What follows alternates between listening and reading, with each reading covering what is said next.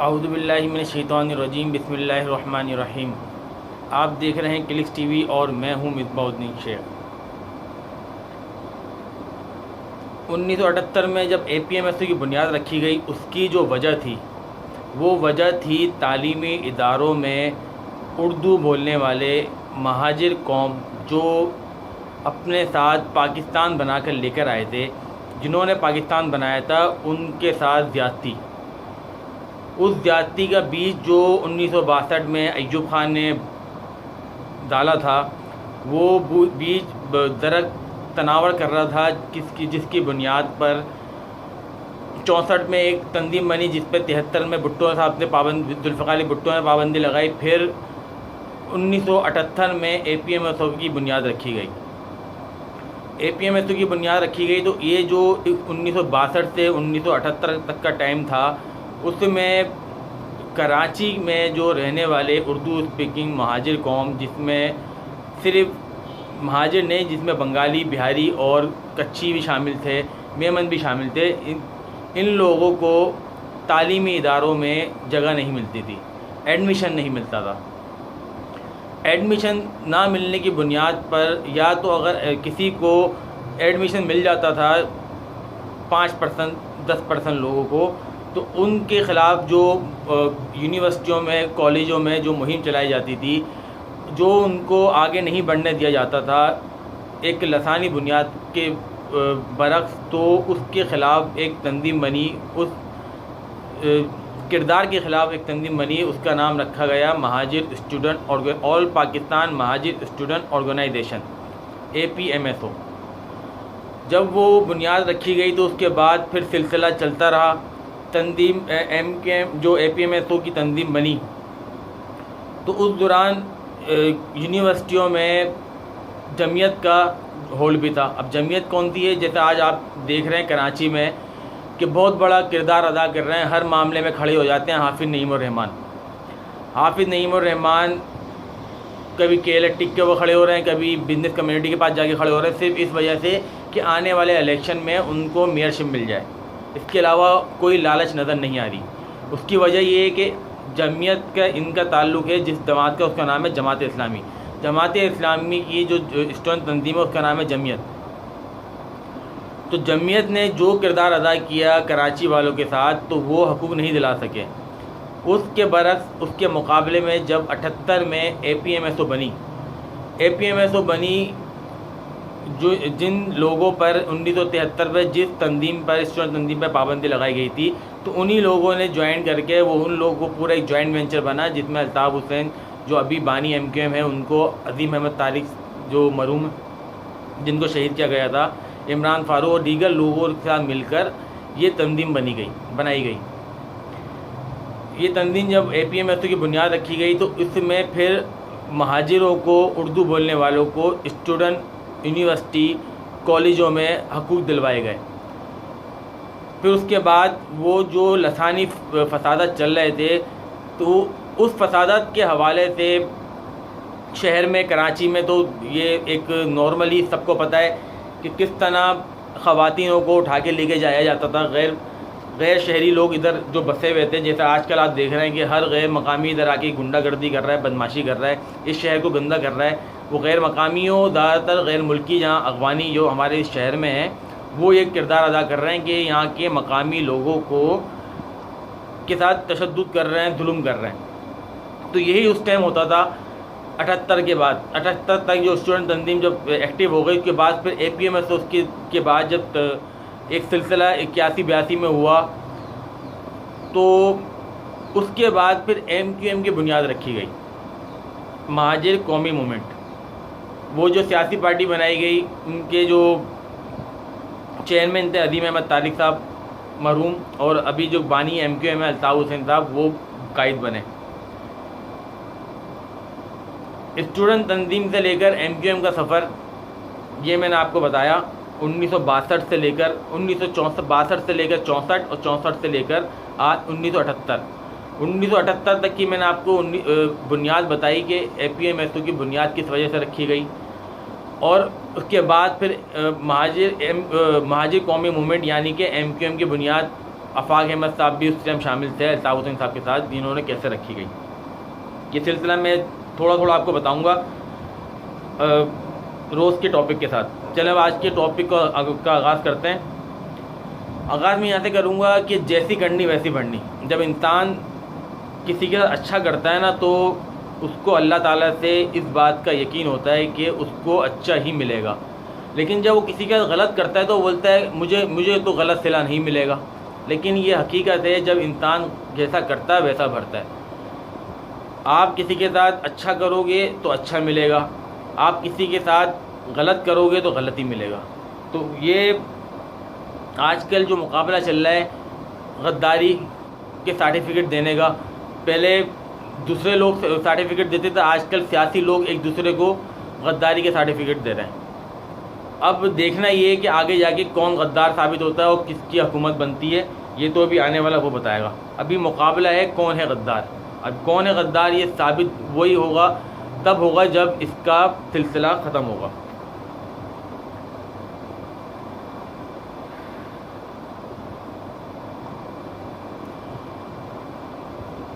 अभी ARY के साबिर शाकिर और के ऊपर जो अभी ARY के ऊपर जो गिरफ्तारियां शुरू हुई हैं, जो ARY के ऊपर पाबंदी लगी है इमरान खान के साथ, तो मैं आपको एक बताऊं कि अभी जब कराची में ऑपरेशन शुरू हुआ 2016 में, तो ARY वो चैनल था जिसने भरपूर MQM के ख़िलाफ़ मुहिम चलाई। ARY ने अपना किरदार अदा किया उस ऑपरेशन में, जो ऑपरेशन सबको पता था कि वो ऑपरेशन गलत है, क्योंकि वो ऑपरेशन सिर्फ एक पार्टी के नाम पर, एक कौम पर हो रहा था। लोगों के घरों में किस तरह घुसा जा रहा था, किस तरह तज़लील की जा रही थी हमारी फैमिलियों की, घरों की। तो ये ARY ने हमेशा ये करा, जब कोई भी MQM का पकड़ा गया तो वो बोला MQM लंदन का दहशतगर्द पकड़ा गया, रॉ का एजेंट पकड़ा गया, उसके ख़िलाफ़ भरपूर मुहिम चलाते रहे लोग। अब जब ARY के साथ ये हो रहा है तो अब वो सारे सहाफ़ी बन गए और हाजी बन गए, सब शरीफ बन गए। तो अब किसी को ये ख्याल नहीं आ रहा कि भाई ये जो सिलसिला आप लोगों ने शुरू करा था, जैसी करनी वैसी भरनी, अब आपकी ही बारी आ गई है, आपको भी इसमें गिरना है। क्योंकि हमने तो ये देखा है, जो देखा और जो सुना, अपनी जो एज के हिसाब से देखा और उससे पहले जो सुना और पढ़ा, जब कराची वालों के ख़िलाफ़ झूठे ऑपरेशन किए गए, झूठे ऑपरेशन करने वाले हमेशा ही अल्लाह की पकड़ में आए। आप लोगों ने बहुत बड़ी मुहिम चलाई कि अल्ताफ़ हुसैन गद्दार, MQM वाले दहशतगर्द, इनका रॉ से ताल्लुक़ सबूत नहीं दे सके। आज जब साबिर शाकिर साहब, इकरारुल हसन साहब, आप पर जब आप वही लोग हैं जो आप लोग TV में बैठ के बोलते थे हाँ ये दहशतगर्द हैं, जब कोई गिरफ्तारी होती थी हाँ ये तो दहशतगर्द है, कराची में ये दहशतगर्दी करते हैं। आज जब आप लोगों पर आई है तो आप बोल रहे हो कि हमारे साथ ज्यादती हो रही है, हमारे साथ गलत हो रहा है। तो वो जो इल्ज़ामात आप लगा रहे थे, झूठे इल्ज़ामात, आज वो इल्ज़ामात आप पे साबित हो रहे हैं। अगर आप इतने बड़े सहाफ़ी, सच्चे सहाफ़ी थे तो आप मुल्क छोड़ के क्यों भागे? इकरारुल हसन स्क्रीन से गायब, साबिर शाकिर साहब आप मुल्क छोड़ के भाग गए, अरशद शरीफ साहब आप मुल्क छोड़ के भाग गए। आप लोग वही हैं ना जिन्होंने मुहिम चलाई थी, महाजिर गद्दार, महाजिर मुल्क दुश्मन, रॉ के एजेंट, ये सब आप भी कर रहे थे। जब आज आपके ऊपर आइए तो आप कहाँ भाग गए? आप लोग वही हैं कि इमरान खान की पूजा करने के चक्कर में आपने इदारों को नहीं छोड़ा, हमारे मुल्क की आर्मी को, जो दुनिया मानती है सबसे ज़बरदस्त आर्मी, चाहे क्वांटिटी में कम है लेकिन दुनिया हमारी मुल्क की पाकिस्तान आर्मी को सबसे अच्छा मानती है, इनका काम सब पसंद करते हैं। ISI को दुनिया में पहला अवार्ड मिलता है हर साल। तो इमरान खान के आने के बाद जो है सेकंड नंबर और थर्ड नंबर वाली कहानी हुई है, वरना तो पिछले 35-40 साल से ISI पहले नंबर पे चल रही थी। तो आपने जो ISI को, आर्मी के ख़िलाफ़ जो आपने मुहिम चलाई इमरान खान की पूजा करने में, वो जो आपने किरदार अदा किया मुल्क दुश्मनी का, तो आप अब कुछ भी कर लें, आपके साथ होना वही है जो अल्लाह ताला ने लिख दिया है, क्योंकि गलत के साथ गलत ही होता है। आप जितना भी अच्छा कर लें, ये मेरी अपनी ज़ाती आजमाई हुई बात है, जब किसी ने गलत किया हो मैंने अल्लाह पे छोड़ा तो अल्लाह ताला ने दिखाया। टाइम ज़रूर लगता है, जैसे भी टाइम लगा कराची के वालों के लिए, बहुत परेशानियाँ गुजारी। अब जब वक्त बदल रहा है, हकीकत सामने आ रही है, तो आप लोगों की भी हकीकत सामने आ रही है कि आप लोगों का किरदार क्या है। पाकिस्तान में कौन सा ऐसा सियासतदान है जिसने अभी पाकिस्तान के आर्मी और पाकिस्तान के इदारे ISI, MI और दीगर इदारों के ख़िलाफ़ मुहिम नहीं चलाई हो? असम्बलियों में खड़े होकर मुहिम चला दी, वो मिनिस्टर बन गए। इंटरव्यू दे दिए, वो वज़ीर बन गए। नारे लगा दिए, झंडे जला दिए, वो MP MLA बन गए। ये जो सिलसिला चल रहा है, ये हमारे लिए भी एक सवालिया निशान है। अल्ताफ़ हुसैन साहब ने एक बात बोली, उनको जिसने भड़काया, क्योंकि वो तो बाहर बैठे हुए हैं, उनको तो नज़र नहीं आ रहा ना, जो बताया गया उन्होंने उसी हिसाब से तकरीर करी। अब तकरीर कर दी, जिन्होंने करवाई, जिन्होंने लिख के भेजी यहाँ से, वो तो बन गए सोकार, वो मुहिब्बे वतन बन गए।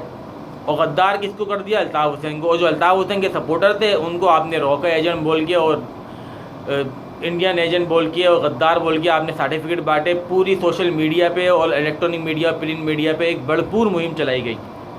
उनके ख़िलाफ़ तो आपने कर दिया ऑपरेशन। लेकिन ये जो नवाज़ शरीफ, शहबाज शरीफ, मरीम नवाज़ और इमरान खान की टीम, ये सारे जितने भी आज बैठे हैं असम्बलियों में, वो NP वाले हो, PNP वाले, GNP वाले, जो भी पार्टियाँ हैं, जितने भी लोग हैं, सब ने पाकिस्तान और पाकिस्तान आर्मी के ख़िलाफ़ हमेशा मुहिम चलाई है। तो वो आज असम्बलियों में क्यों बैठे हैं?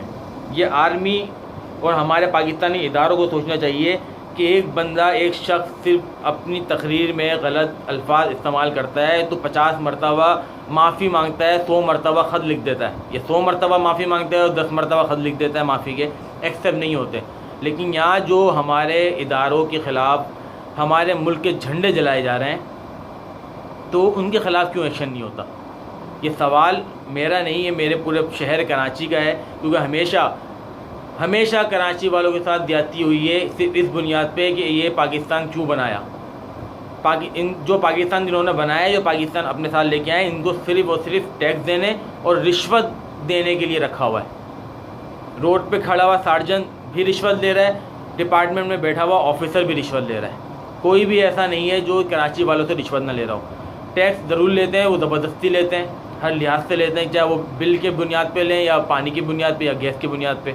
टैक्स टेलीफोन के बिल पे, मोबाइल के बिल पे, इंटरनेट पे, हर चीज़ पे डबल टैक्स। खाने पीने की चीज़ पे भी टैक्स। उस पर तो आपकी तनख्वाहें निकलती हैं, आपके रोज़गार पूरे होते हैं, लेकिन अय्याशियाँ आप लोग कराची के तमाम इदारे और तमाम सियासी जमातें जो कराची से पत्ता वसूल करके पूरे करते हैं। 2019 में मैंने एक मुहिम का आगाज़ किया था, जो मैंने तकरीबन 366 वीडियो बनाई थी, यानी कि हर रोज़ एक वीडियो बना रहा था मैं। खुद मुख्तार कराची बाइख्तियार पाकिस्तान 2019 से 2020 के एंड तक। वो जब मैं वीडियो बना रहा था, उसमें मैंने हर बार एक ही बात करी, आर्मी चीफ बाजवा साहब से अपील करता रहा कि खुदारा आर्मी की इज़्ज़त बचा लें। पाकिस्तानी अवाम बहुत मोहब्बत करती है आर्मी से, इज़्ज़त बचा लें। अवाम इस वक्त खामोशी से चुप चुप के आर्मी के ख़िलाफ़ बात कर रही है। एक वक्त आएगा आर्मी के ख़िलाफ़ बोलना शुरू कर देंगे। आप लोगों ने जो इमरान खान को सपोर्ट करी हुए, उसका नुकसान आप लोगों का ही होगा। मैंने बारहा बोला, बहुत दफ़ा अपनी वीडियो में बोला। उसके बाद जो मेरे साथ किरदार अदा किया गया इदारों की तरफ से, किस तरह मेरी मुहिम बंद करवाई गई, मुझे किस तरह मेरे साथ क्या क्या हुआ, सब मेरा वो सोशल मीडिया पे, फेसबुक पे मौजूद है, क्या क्या मेरे साथ हुआ। मैंने छुपाया किसी से नहीं, हर चीज़ बताई। उसके बाद मैंने अपनी मुहिम बंद करी थी। लेकिन मेरी वो जो बात थी सारी, मैं जो हर वीडियो पे बोलता था, अगर 364 वीडियो मैंने बनाई, उसमें से कम 50 वीडियो पे मैंने ये बात बोली कि आर्मी चीफ साहब बाजवा साहब, तमाम ISI और MI को मैंने हमेशा बोला कि अपनी इज़्ज़त बचाएं, इमरान खान के चक्कर में अपनी इज़्ज़त ख़राब ना करें। आज वो बुनियाद हो गई, आज वो मामला हो गया, वो सब चीज़ें वादे हो गई कि जिसके लिए आपने पूरे पाकिस्तान को पैक करके उसकी हुकूमत चलवाई, आज वही आपके ख़िलाफ़ मुहिम चला रहा है। सिर्फ पाकिस्तान में नहीं, दुनिया में हर जगह बैठा हुआ उसका सपोर्टर आपके ख़िलाफ़ मुहिम चला रहा है। सोशल मीडिया पे वीडियो भरपूर भरी हुई है कि आर्मी चीफ के ख़िलाफ़, ISI के ख़िलाफ़ किस तरह बकवास करी है, जिस तरह बात करी, किस तरह इल्ज़ाम लगाए, किस तरह गालियाँ बकी हैं, उनके ख़िलाफ़ क्यों एक्शन नहीं हो रहा, ये मुझ जैसा बंदा नहीं जानता, ये आप लोग जानते हैं, क्योंकि आप लोग इस मुल्क को चला रहे हैं और आपने ही चलाना चाहिए। तो हमारे मुल्क का जो हशर हो गया है, अब लगता नहीं है कि जो ये सियासतदान गेम खेल रहे हैं, जो कुछ कर रहे हैं हमारे साथ, अब नहीं लगता कि ये हमारा मुल्क बच सकता है। अब इधर अगर बचाया जा सकता है तो ये मुल्क सिर्फ़ और सिर्फ आर्मी ही बचा सकती है। मैं ये नहीं बोलता कि आप लोग मार्शल लॉ लगा दो, लेकिन कुछ ना कुछ तो ऐसा रास्ता होगा, आइन में कुछ तो ऐसी तब्दीली हो सकती है, जैसे परवेज़ मुशर्रफ साहब ने करा था अपने दौर में, कि आइन में तब्दीली कर कर सरबराह चीफ आर्मी चीफ को सदर, आर्मी चीफ थे वो, तो वो सदर बन गए थे, बाकी पूरी नीचे की कैबिनेट आज़ाद थी। किस तरह उन्होंने मुल्क चलाया और कितनी तरक्की करी, ये सब जानते हैं। कुछ ना कुछ तो इसमें चेंजिंग आ सकती है, ताकि ये सियासतदान गेम खेल रहे हैं आपस में, सब एक हैं, आप भी जानते हैं, ये सब आपस में मिले हुए सिर्फ आवाम को लड़वा रहे हैं, आवाम के अंदर फूट डाल रहे हैं, आवाम को एक दूसरे से नफ़रत पैदा कर रहे हैं, तो इस और मुल्क के लिए नुकसान पैदा कर रहे हैं। ये भी आपके पास सबूत आ गए कि कौन कौन रॉ से फंडिंग ले रहा है। इल्ज़ाम तो अल्ताफ़ हुसैन पे लगे, सबूत नहीं मिले, लेकिन आपके पास इमरान खान के भी सबूत हैं, आपके पास नवाज़ शरीफ के भी सबूत हैं, आपके पास असफंजान वली के भी सबूत हैं, आपके पास किसके सबूत नहीं है कि कौन कौन कहाँ से फ़ंड लेके आ रहा है। मौलाना फजलुर रहमान साहब भी मौलवी साहब हैं, लेकिन वो कहाँ से फ़ंड लेना सब जानते हैं आप। आवाम को बोलने की ज़रूरत नहीं है, अब मुल्क बचाने का टाइम है। 14 अगस्त आ रही है, जश्न आज़ादी का दिन है हमारी, तो अल्लाह का वास्ता है आप लोग इससे मेहरबानी करें, आप बाजवा साहब मेहरबानी करें, आप कुछ ऐसा एक्शन लें कि नई जश्न आज़ादी का जो दिन आ रहा है 75 साल में, अभी हमारा 75 साल हो जाएंगे हमारे मुल्क को बने हुए, हमारे मुल्क आज़ाद हुए हुए, पाकिस्तान बने हुए 75 साल हो जाएंगे। तो 75 साल की खुशी में ही आप पाकिस्तानी आवाम को कुछ ऐसा तोहफ़ा दे दें जिससे पाकिस्तान खुशहाल हो और दुनिया इधर इन्वेस्टमेंट करे। मैं आर्मी चीफ साहब और ISI चीफ साहब, MI चीफ साहब, तमाम जितने भी इदारे जो पाकिस्तान के लिए मुखलिस और पाकिस्तान के लिए ईमानदारी के लिए काम कर रहे हैं, उन तमाम इदारों से मैं अपील करता हूँ, रिक्वेस्ट करता हूँ, आप लोग इस पे फ़ौरन एक्शन लें, क्योंकि इंटरनेशनल किसी भी तरीके की इन्वेस्टमेंट, कोई भी अगर पाकिस्तानी बाहर रहता है वो भी पाकिस्तान में इन्वेस्टमेंट करने को तैयार नहीं है। अगर आप किसी से बात करें बाहर इन्वेस्टमेंट की, तो वो बात करता है कि पाकिस्तान अभी इस पोजीशन में नहीं है, और तकरीबन 80-85% लोग दिमाग बना के बैठ गए हैं पाकिस्तान के 71 की तरह फिर टुकड़े होने वाले हैं। तो खुदारा आप लोग पाकिस्तान को बचाएं। कोई भी आवाम जो मुहिब्बे वतन आवाम है ना, वो आपके ख़िलाफ़ खड़ी नहीं होगी अगर आप लोग मार्शल लॉ भी लगा देते हैं।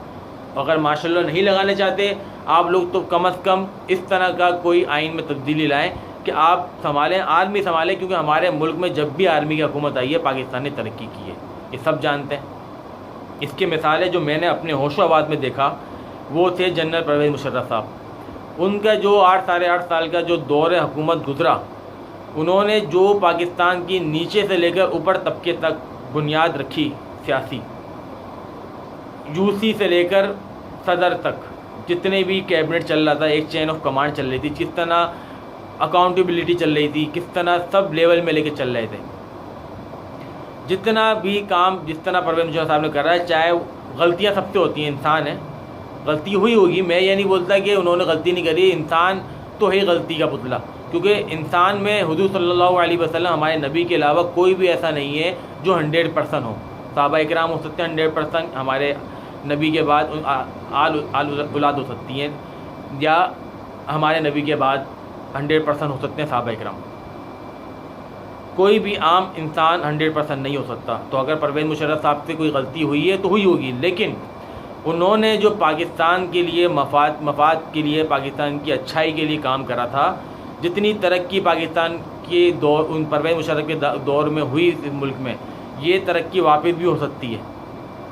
हम नवाज़ शरीफ से जब पाकिस्तान लिया गया परवेज़ मुशर्रफ साहब ने, तो उस टाइम हमारा पाकिस्तान 50 साल पीछे चल रहा था, तो उन्होंने अपने 6-7 साल में पाकिस्तान को 4 साल में ही शुरू के पाकिस्तान को दरमियान में लाके खड़ा कर दिया। तो अगले 8 साल में पाकिस्तान टॉप टॉप 6 में खड़ा हुआ था पाकिस्तान, सॉरी टॉप 5 में खड़ा हुआ था। 4 साल में टॉप 10 में था और 6 या 7 साल में टॉप 5 में खड़ा हुआ था पाकिस्तान तरक्की में। अब उसकी मिसाल कराची कर दी है, सबसे ज़्यादा कराची ने काम हुआ। अब उसमें नेमतुल्लाह खान साहब बोले कि मैंने करा, जमात इस्लामी वाले मुस्तफ़ा कमाल साहब बोले मैंने करा, तो ये सब सारी टोपी डाम है। क्योंकि बल्दियाती इलेक्शन थे बहुत पहले, मैं इस बात का इसलिए गवाह हूँ कि उसमें शामिल थे मेरे अब्बू खुद उस मीटिंग में, जिसमें ये बुनियाद रखी गई थी कराची पैकेज की, जो परवेज़ मुशर्रफ साहब ने बनाया था नेमतुल्लाह खान और बल्दियाती हुकूमत बनाने से पहले। इसीलिए वो सारे शजरा मुझे पता है। और वो मीटिंग है वाटर बोर्ड KMC से हुई थी और मुख्तलिफ इंजीनियर बुला के वो मीटिंग की गई थी। परवेज़ मुशर्रफ साहब ने जिन इंजीनियरों को और जिन डिपार्टमेंट के लोग, वो जो पुराने लोग थे, उनको मिला के वो टीम, जो कराची का मैप बनाया गया था, जो कराची की प्लानिंग की गई थी, जिसको लेके नेमतुल्लाह खान साहब चले और उसके बाद नेमतुल्लाह खान साहब से मुस्तफ़ा कमाल को मिला। मुस्तफ़ा कमाल ने उसको लेके चला, लेकिन जब आसिफ जरदारी की गोद में जाके बैठे मुस्तफ़ा कमाल साहब, तो उसमें फिर लेन देन शुरू हो गई। तो वो प्लानिंग ना तो मुस्तफ़ा कमाल साहब की थी, वो प्लानिंग ना ही नेमतुल्लाह खान साहब की थी। वो जो कराची बनाने की प्लानिंग थी वो परवेज़ मुशर्रफ साहब की थी। और उन इंजीनियर की और उन लोगों की जो KMC DMC के पुराने लोग थे, उनमें रिटायर्ड लोग भी शामिल थे, उस टाइम के रिटायर, जो बाद में कुछ रिटायर होने वाले थे, उनकी जॉब की टाइमिंग भी बढ़ाई गई थी। तो वो जो कराची का प्लान किया गया था, तो वो लोग थे जिन्होंने कराची बनाया था। अब उसके बाद वो सियासतदान कोई भी कैश कर ले उसको। अब मुस्तफ़ा कमाल साहब बोलते कि मैंने करा। अगर अल्ताफ़ हुसैन साहब जो बानी MQM है, वो मुस्तफ़ा कमाल के अलावा किसी 9-0 पे घर खड़े हुए गेट कीपर को भी नाजिम के लिए खड़ा करते तो वो जीतता, ये दुनिया सब जानती है। तो मुस्तफ़ा कमाल या नेमतुल्लाह खान साहब की तो मैं बात ही नहीं कर रहा। आप आर्मी चीफ साहब, आपसे दरख्वास्त की जाती है, आपसे पूरे कराची आपसे दरख्वास्त करिए, पूरा पाकिस्तान जो मुहिब्ब वतन है, जो पाकिस्तान से मोहब्बत करता है, आपसे दरख्वास्त कर रहे हैं कि ये जो हमारी आज़ादी का दिन है 14 अगस्त, जो 75वीं सालगिरह आ रही है, 75वीं सालगिरह में आप पाकिस्तानी आवाम को तोहफ़ा दे दें और कुछ आइन में ऐसी तब्दीली लेके आएँ कि आर्मी ही सरबराह रहे हमारे मुल्क का और पाकिस्तान चले। क्योंकि हमारे मुल्क में इन्वेस्टमेंट हमेशा तभी आई है जब आर्मी की हुकूमत आई है, सिवाय अय्यूब खान के। तो आपसे दरख्वास्त है, और ये मैं अपने पास से कोई ज़ाती बात नहीं कर रहा, मैं लोगों के साथ बैठता हूँ। किसी भी वीडियो बनाने से पहले मैं लोगों से सवाल जो मैं ख़ुद लिखता हूँ उस पर जवाब लेता हूँ, बैठता हूँ, फिज़िकली बात करता हूँ, तो मुझे अंदाज़ा होता है कि कितने लोग ये चीज़ चाहते हैं। कल 14 अगस्त है, आज रात को 13 अगस्त समझ लें, 12 तारीख को जो है 14 अगस्त लग जाएगी। तो जितने भी लोग पाकिस्तान की आज़ादी के लिए निकलें, तो वो उनसे मेरी दरख्वास्त है, वो आर्मी से भरपूर यकजहती करें और आर्मी से अपील करें, दरख्वास्त करें कि पाकिस्तान और कराची को अपने हाथ में ले लें। अब रही कराची की बात, कराची में जो सिलसिला आपने देखा कि चलता आ रहा है MQM का, बानी MQM का, वो परवेज़ मुशर्रफ साहब के दौर में भी हुआ। सबने देखा कि कराची को अल्ताफ़ हुसैन साहब के दौर में, जो परवेज़ मुशर्रफ साहब के साथ मिलकर काम हो रहा था, कराची ने तरक्की करी। तो आर्मी चीफ साहब, आप अगर कुछ भी कराची के लिए अच्छा सोच सकते हैं, पाकिस्तान के लिए अच्छा सोच सकते हैं या कर सकते हैं तो करें। कराची की आवाम आपसे दरख्वास्त करती है, पाकिस्तान की आवाम बहुत परेशान है इस वक्त। सियासी लड़ाई के चक्कर में ये सब आपस में बांटना बूटने में लड़ रहे हैं, सब आपस में इस बात में झगड़े में लगे हुए हैं कि कौन सीट लेगा, कौन पैसा कमाएगा। तो आर्मी, अगर लोग बोलते हैं कि आर्मी चोरी करती है, आर्मी जो है फ़ंड खाती होगी भाई, लेकिन मैं ये जानता हूँ, मेरा मानना है, अगर पाकिस्तान आर्मी में करप्शन होती है तो पाकिस्तान आर्मी या कोई भी अगर वो करप्शन कर रहे हैं तो वो मुल्क में ही पैसा लगा रहे हैं। लगाएं, आप चोरी करके पैसा अगर अपने मुल्क में लगा रहे हो तो आपका मुल्क तरक्की कर रहा है, लेकिन सियासतदान तो पैसे यहाँ से चोरी करते हैं, बाहर मुल्क चले जाते हैं।